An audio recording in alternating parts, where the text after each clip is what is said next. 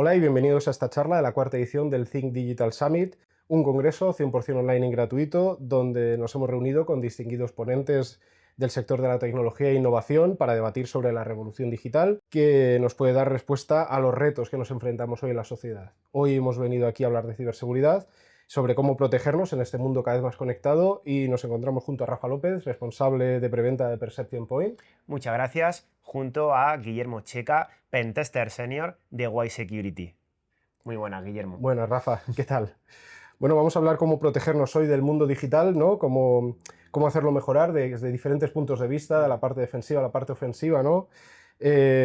¿Podrías explicarnos, para empezar, qué es el mundo digital? Bueno, pues realmente el mundo digital es algo como muy etéreo, ¿no? O sea, el mundo digital realmente es nuestra identidad digital, cómo vivimos en Internet, cómo vivimos en las redes sociales, pero puede abarcar desde nuestra cuenta bancaria que tenemos online, nuestra reputación digital, que ahora está muy de moda, que es cómo nos comportamos en Internet, cómo interactúan los demás con nosotros y todo lo que tenemos hiperconectado, televisiones, cámaras. Al final es un mundo digital, aunque realmente es un mundo real, como vamos a hablar ahora dentro de un rato, Sí. porque tenemos amenazas que nos afectan en nuestro día a día. Efectivamente, además has hablado de las personas, ya no solo es las empresas, sino nosotros, en este mundo digital, nuestros perfiles sociales, la famosa huella digital que tenemos, ¿no? ¿Cómo podríamos protegernos las personas, los seres humanos, por así decirlo, las personas fiscales, desde ese punto de vista? Pues yo siempre aplico una teoría que es el sentido común. El sentido común es el menos común de los sentidos, Efectivamente. pero realmente es no exponernos demasiado en redes sociales. Obviamente, cada uno tenemos nuestro perfil, tenemos nuestra forma de actuar. Si tenemos menores a nuestro cargo, pues lo suyo es que no los expongamos en perfiles públicos, obviamente ya con ropa interior, etcétera, totalmente prohibidísimo Sí. por su beneficio. Pero igual nosotros tener contraseñas seguras, no reutilizarlas para diferentes ámbitos, ya digo, aplicar la lógica un poco entre nosotros, ¿no? Porque Sí. es lo que nos falta muchas veces, no ponernos nuestro nombre y fecha de nacimiento, nuestra mascota y fecha de contraseña, ¿no? nacimiento, exactamente, de contraseña. De contraseña. Y no exponer, has hablado de no exponer a los niños. Yo recuerdo cuando descubrí el concepto de parenting, que es de exponer, sobreexponer a los niños, y pienso yo también, ya no solo ahora, sino a futuro, que puede generarles, del decir, oye, he estado expuesto en Internet, aunque sean fotos, desde los 2 meses. O sea, Exactamente, sí, al final nosotros también somos responsables de esa reputación futura que van a tener ellos, tanto ellos como quien nos rodea, porque al final nosotros vamos subiendo fotografías de amigos, de conocidos, claro. y muchas veces ni les preguntamos, como que damos por hecho que está bien, y estamos dando demasiados datos que luego, hablaremos más adelante, estas personas que están en la sombra, los malos, ¿vale? Los threat actors que llamamos Sí, en nuestro sector, sí. van cogiendo esos datos, van cogiendo esa información para luego atacarnos a nosotros e incluso a las empresas donde nosotros trabajamos, las organizaciones donde nosotros estamos. Porque además en ese punto de vista has hablado de reputación. Volviendo al mundo profesional, ya no solo puede ser un daño que pueda haber, ¿cómo podemos proteger de todo tipo? Porque enlazando con eso, cualquier daño puede ser daño digital, daño económico y daño reputacional, que a día de hoy incluso tanto conectado es un daño bastante fuerte, pero ¿cómo podríamos defender este mundo profesional?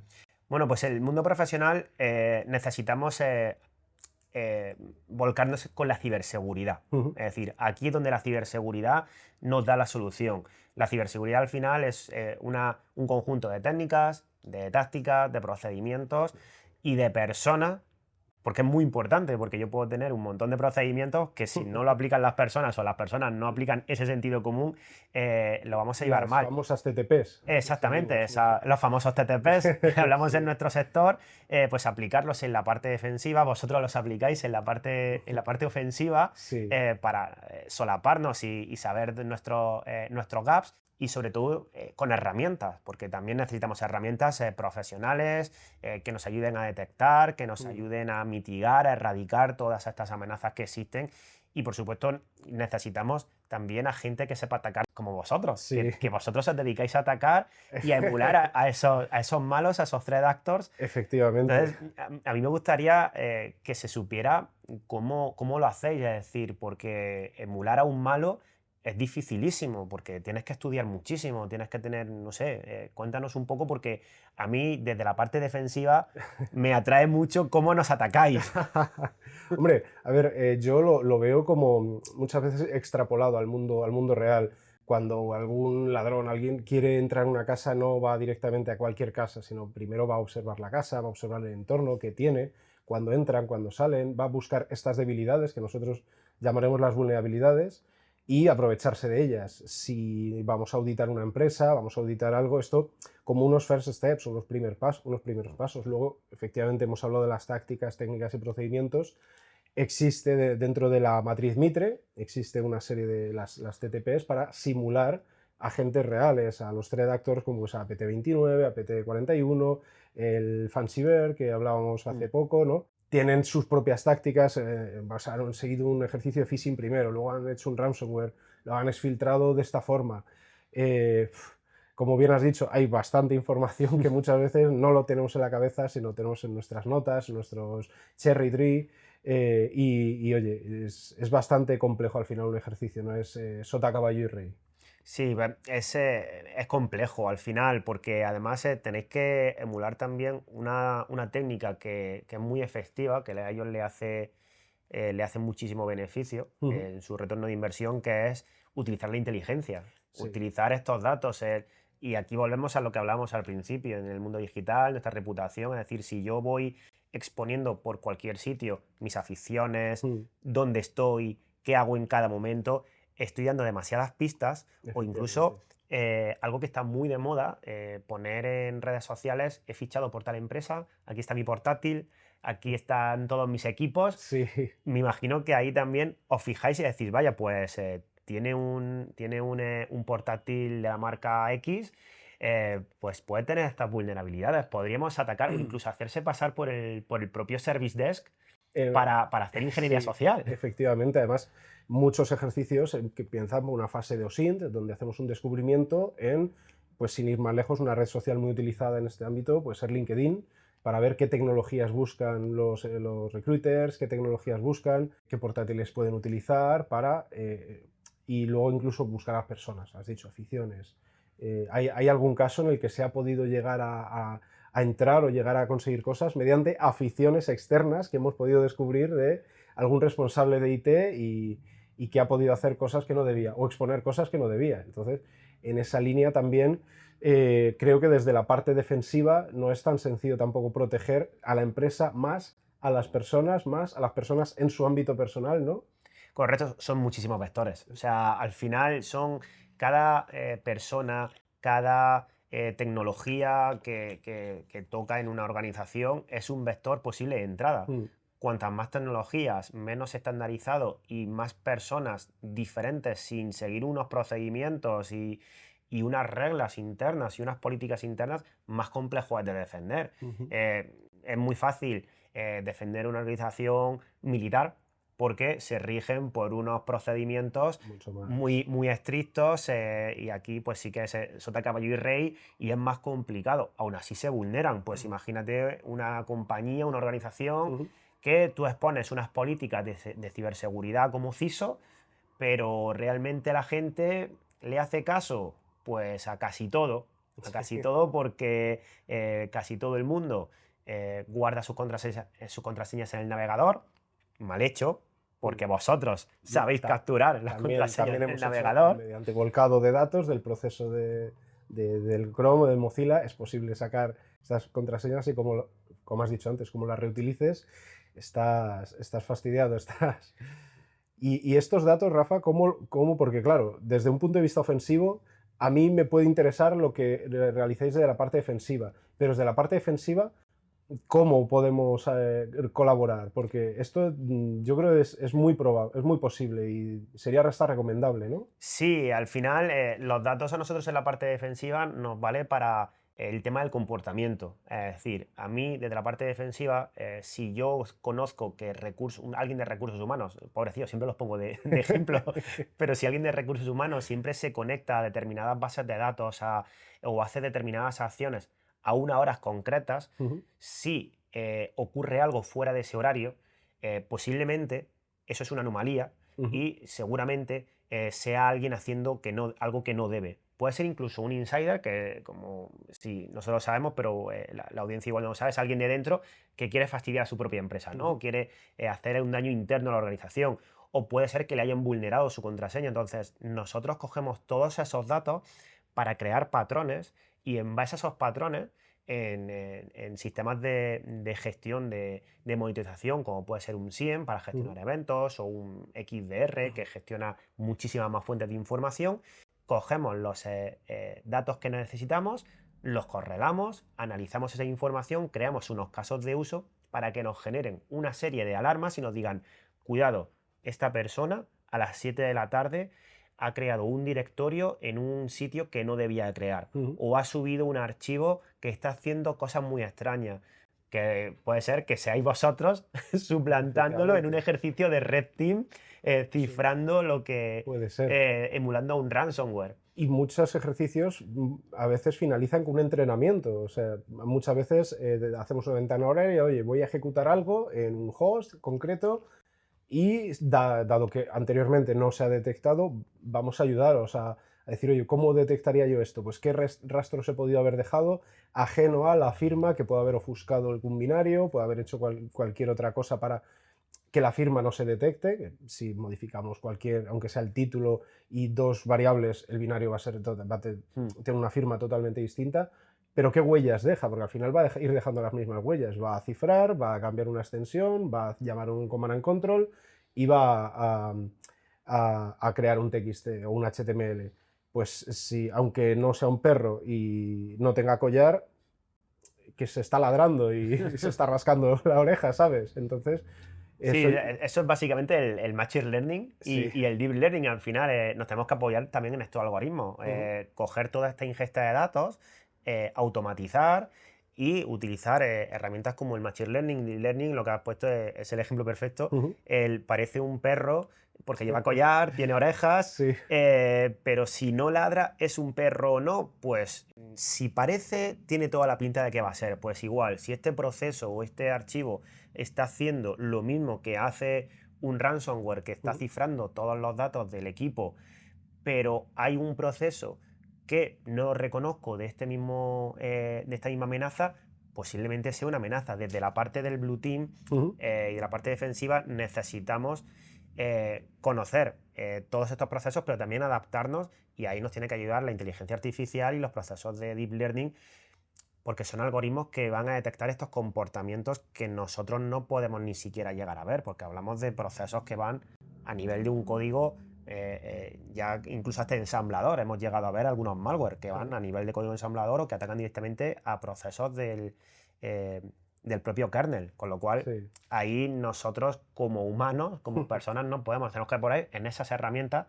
de ciberseguridad que decía al principio. Y tenemos herramientas preventivas, ¿no? Que a lo mejor son estos SIEM, correladores de eventos, XDR, pero y en el momento llega el ataque real, ¿cómo podemos responder a él? Ya hemos sido vulnerados. Vamos a poner algún ejemplo como los ransomware, que además suelen tener bombo en las noticias, bombo en las redes, etcétera.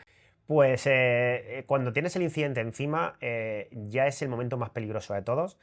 Hay que seguir, aquí sí que hay que seguir los procedimientos al pie de la letra y hay que seguir el marco que te indica la gestión de incidentes. Ya hemos pasado de la parte de preparación, nos han vulnerado, la parte de detección nos la han vulnerado. Estamos en la fase ahora en la que tenemos que encontrar la amenaza, tenemos que erradicarla, que es echarla del sistema, ¿vale? Y cerrar esos huecos por donde ha entrado. Entonces, cuando tenemos un incidente, lo primero que debemos de hacer es saber dónde está realmente el incidente y cómo es de grande.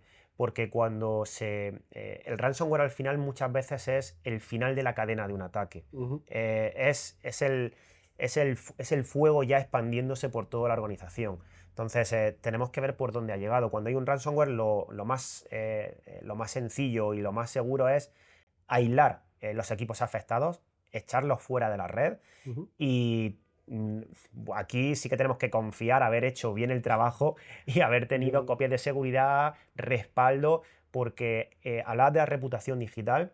Con el ransomware, además ahora hay bueno, ya hablan de cuádruple extorsión, ¿vale? Pero hay una doble extorsión inicial en la que te cifran los datos y además te los publican en internet, con lo cual puedes tener multas de RGPD, hay una triple extorsión en la cual además te hacen una denegación de servicio y hablan ya de una cuádruple extorsión, que es que avisan a tus socios o a tus conocidos o a tus partners o clientes, ¿no? o clientes, efectivamente, para decir que se han filtrado datos tuyos por culpa de la otra empresa, con lo cual tu reputación va a estar dañada y además vas a recibir demandas judiciales por no haber protegido esos datos. O sea, la fase del incidente es muy compleja y sobre todo lo que hay que hacer es un juego del gato y el ratón. Hay que ir acotando a ese threat actor hacia un lugar en el cual no se puede escapar, pero ojo, porque aquí, y con el mismo símil del gato, como gato panza arriba se puede defender y es más peligroso. Si se da cuenta que está atrapado, puede apretar el botón rojo del ransomware o de la amenaza que quiera propagar y tumbar toda la organización. Con lo cual tenemos que ser sigilosos, un juego, como digo, del gato y el ratón, y después de todo esto hacer una serie de lecciones aprendidas, porque todo esto, si no hacemos un informe, no hacemos unas lecciones aprendidas, y más importante que las lecciones aprendidas es aplicar esas lecciones aprendidas, se nos van a volver a colar. El sentido común que hablábamos antes. Exactamente. ¿no? El famoso sentido común. Porque al final la gestión de incidentes es una rueda. Es decir, cuando tengo un incidente, yo me tengo que preparar, tengo que detectarlo, todo lo que hemos comentado, tengo que aplicar unos procedimientos de las lecciones aprendidas, como la gestión de vulnerabilidades. Es decir, la gestión de vulnerabilidades funciona igual. Yo detecto una vulnerabilidad, pero eso no es gestión, eso es detección. Si yo tengo una vulnerabilidad en un sistema operativo... Yo levanto la mano, eso puede estar ahí y no se trata. Exactamente. Con lo cual, y además importante, las vulnerabilidades, como sabes, van hasta 10 de 10. Muchas veces decimos, pues es 6 de 10, estoy tranquilo. Bueno, pues depende, ¿no? Claro, ahí yo también, desde mi punto de vista, yo ya me he peleado mucho y muchas veces digo, sí, es un 6, pero es que en el contexto en el que está esta vulnerabilidad, la amenaza es mayor, hay un riesgo mayor, tenemos un CVSS específico, pero yo aquí te estoy añadiendo un factor distinto que a lo mejor no es mesurable, en el cual yo te digo, vale, pero es que como te exploten esto reputacionalmente y lleguen hasta la cocina, debería ser un 10. Entonces tómatelo más en serio, porque lo que has dicho, a lo mejor es un 10, he tenido casos que dicen, bueno, es un 10. Sine 10, ya se arreglará, ¿no? En siguientes versiones, si no es un 10, no es importante, no tiene... Sí, bueno, yo he llegado a ver 9,5 en los cuales solo se parcheaba de 9,5 para arriba, o sea... Pero es como dices, de la parte defensiva, nosotros tratamos de concienciar, porque hay una fase también de concienciación muy importante, no simplemente al usuario de que no haga clic en determinados enlaces, esas campañas de awareness que se llaman, sino al final una concienciación dentro de la organización, a los CEOs, a los VPs de la empresa, una concienciación en el que hay que invertir muchas veces, porque parchear un sistema puede ser algo sencillo, pero puede haber muchísimas dependencias por detrás de algo que no funcione, porque es tan antiguo o es tan obsoleto que si tocas ese sistema dejan de funcionar 3 más. Sí. Pero para eso también hay parches, para eso la parte defensiva tiene esas herramientas que son para prevenir, y podemos hacer lo que se llama el virtual patching, que es parchear de manera virtual, decirle al exterior, pues yo soy un sistema operativo, un Windows 10, pero por debajo tengo un Windows XP, que sí, que todavía existen. Y el contexto, como dices, es muy importante. No es lo mismo tener un Windows XP en un ordenador que está totalmente aislado y que solo accede una persona físicamente y no está conectado a la red. Obviamente, pues es un riesgo, porque puede parar la producción de una fábrica. Pero es que tendríamos que ir físicamente. Así tengo un CVS de 6,5, pero está expuesto a Internet. Es que en cualquier momento me lo van a vulnerar, como dices. O sea, eso es algo que está expuesto en los servicios que hay expuestos en Internet, que deberían de estar muchas veces detrás de sistemas como como un WAF, acceder simplemente mediante una VPN, para que no estén a la vista de todo el mundo. O entornos más críticos que a lo mejor estén una red bastionada con 2 puntos de salto, ¿no? Algo que Correcto. esté mucho más protegido. Y oye, en esta línea, ¿cómo podríamos trabajar con esto? Porque yo, por ejemplo, tengo mis TTPs o tengo mis tácticas, técnicas y procedimientos que hablábamos. Yo tengo conocimiento de las mías, del tipo de ataque, pero entiendo que en la parte defensiva también existen, ¿verdad? Sí, nosotros tenemos la matriz defensiva, vosotros tenéis la ofensiva. El ataque, el defense estará, ¿no? Exactamente, está ahora, aunque bueno, siempre hemos utilizado la matriz de Mitre, igual que vosotros. Ahora sí que Mitre está sacando la de Defend, donde te vienen todas las mitigaciones, cómo protegernos, y lo que hacemos es solapar. Esto es, vosotros nos atacáis, decís que habéis sacado N tácticas de acceso inicial, de persistencia, Sí. y nosotros, con nuestras herramientas, que también deben de estar adaptadas a Mitre y saber qué TTP se están cubriendo, lo solapamos, lo ponemos encima, como si fuese un papel de calco. Con lo cual vamos a ver con las herramientas y los procedimientos que tenemos cuánto cubrimos. Si vosotros tenéis más TTPs que nosotros, ese gap es el riesgo que nosotros vamos a sufrir, y es donde tenemos que focalizarnos, donde tenemos que echar toda la carne en el asador, donde hay que invertir pues, en un email security, en un EDR, en un endpoint, o simplemente pues, nos está saliendo el TTP en el cual, con una campaña de concienciación o algo como tan sencillo como rotación de contraseñas. Simplemente rotando las contraseñas se evita que se reutilicen este tipo de que es algo que luego he vivido situaciones que se quejan de es que hay que cambiarla cada 90 días. Y claro, no, es que es una contraseña de servicio. Bueno, pero que no te supone tanto como el riesgo que estás corriendo. Y eso es algo muy sencillo. Y joder, en tanto en cuanto estamos la parte defensiva, la parte ofensiva, ¿cómo podríamos coordinarnos? Yo creo que existen figuras, ¿no? Como el Purple Sí, Team. exactamente. Está el Purple Team, que es, bueno, la gente cuando vea rojo y azul, obviamente el púrpura es cuando mezcla los dos colores. Para entrar en ciberseguridad y saber qué equipos hay, tienes que saber la gama cromática de colores. Efectivamente. Es muy sencillo, no nos complicamos mucho la cabeza. El Purple Team al final es una mezcla de ambos a la vez. ¿Y cómo puede ser una mezcla de ambos a la vez? Pues es un equipo que se dedica a atacarse a sí mismo constantemente, a intentar detectarse, y toda esa información se la pasa al Blue Team, no la pasa a la gente defensiva, para que nosotros podamos cargar todas esas defensas, esos indicadores de compromiso, que son los datos que son de los malos, ¿vale? Para poder cargarlo en nuestras herramientas y poder detectarlo.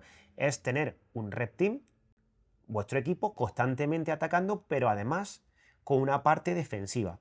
Que eso no significa que no sea necesario el Red Team, porque el Red Team al final, o sea, el Purple Team es algo continuo, pero el Red Team es algo puntual, me imagino, y que tenéis una metodología totalmente diferente, ¿no? O sea, Y algo muchas como... veces objetivos diferentes, no es simplemente Correcto. tenemos que ser admin, tenemos que ser root, tenemos que llegar al domain admin. Muchas veces el objetivo puede ser, oye, compromete este punto concreto de una, incluso simplemente una cadena de transacción económica. Compromete este punto, llega hasta el KeePass del jefe de sistemas, llega hasta algo así. Tenemos objetivos más concretos o simplemente sigue unas TTPs de la tal APT, pero sí, efectivamente, hay pasos previos en la seguridad ofensiva, como puede ser simplemente un equipo de pentesting, un Tiger Team, que realice labores de auditoría, de vulnerabilidades mucho menos, haciendo mucho más ruido, buscando más vulnerabilidades, sobre todo aplicaciones, en intrusiones externas, internas, pero efectivamente hay un trabajo detrás hasta decir, oye, la empresa tiene una madurez suficiente para enfrentarse a un equipo, o sea, un ejercicio de Red Team.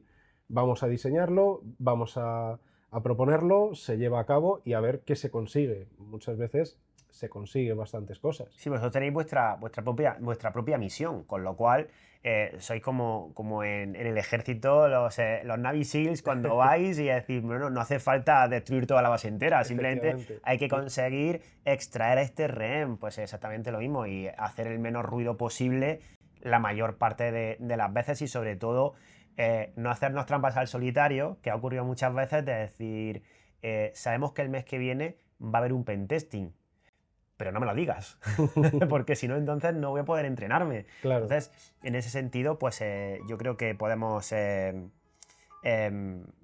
trabajar en ese método en el cual trabajamos el blue, trabajamos el red y luego el purple como modo continuo. Así que yo creo que hemos hecho una charla muy interesante, Sí, Guillermo, total. porque el punto de vista normalmente suele ser o solo de red Sí, o solo defensivo, pero creo que el punto de vista de ambos puede ser muy, muy interesante para la audiencia. efectivamente. Bueno, que darte mucho las gracias A ti. por haber venido a charlar un rato conmigo. Yo, como digo siempre, yo creo que el equipo rojo estamos en el lado bueno de la historia, pero aquí, hombre, el lado bueno yo creo que somos todos los que estamos en el bando, en el barco de la ciberseguridad, de proteger de forma ética, de forma responsable a tanto empresas como personas. Así que muchísimas gracias. Yo también paso un buen rato aquí contigo. Pues sí, los dos profes del máster de ciberseguridad Sí, efectivamente. hablando de ciberseguridad. Así que bueno, esperamos que os haya entretenido este Think Digital Summit 2023.